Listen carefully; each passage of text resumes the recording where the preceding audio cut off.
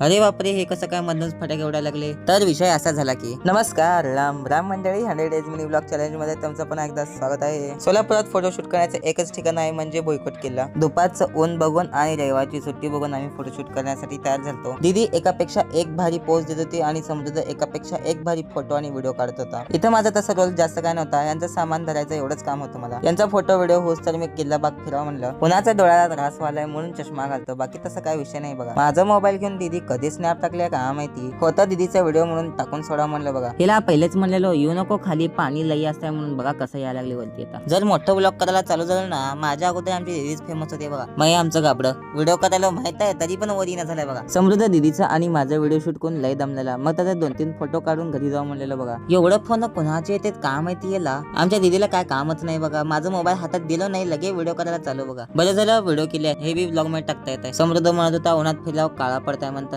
कुठल्या तोंडाने म्हणाल का माहिती. दीदीचं फोटोशूट झालं आणि व्हिडिओ शूट झालं म्हणताना बघा किती फास्ट चालली आहे. आम्ही दोघं मागच आहे, अजून हे पुढं बघा. गाडीवर येताना लई फास्ट आलो बघा आम्ही, तेव्हा व्हिडिओ करता नाही, आता जाताना व्हिडिओ केलं बघा. गाडीवर कुठलं पक्षी हागलेला का माहिती बघा. कसलं गाडी घाण झालाय. लई ऊन पडलेलं म्हणून आम्ही नाचपशी थांबलो बघा. मस्तानी पिऊन घरी जाणार होतो. दीदी म्हणली मस्तानी नको, काहीतरी वेगळं घेऊ. पहिले दीदीला कॅरमल मस्तानी टेस्ट करायला, कॅरमल मस्तानी आवडली म्हणताना 2-2 मागवली बघा. आता लगेच दीदीसाठी थोडं काहीतरी केलं नाही ना, दीदी लगेच खुश आमची. घरी जाता जाता मारुती रायाचे दर्शन घ्यायचं म्हणलो, मग मंदिरात आलो. घरी जाऊन परत 7 रस्त्यावर आलो. आमच्या घरात अजून एक आरसा लावायचा होता म्हणून आरसा घेण्यासाठी आलतो आम्ही. दीदीला आरसे एकापेक्षा एक आवडत होते, रेट तसे पण लय भारी भारी होते बघा. फायनली दीदीला हा आरसा आवडला, लगे घरी घेऊन आलो बघा. आणि आजचा ब्लॉग इथंच संपला. भेटूया नेक्स्ट ब्लॉग मध्ये. Thanks for watching.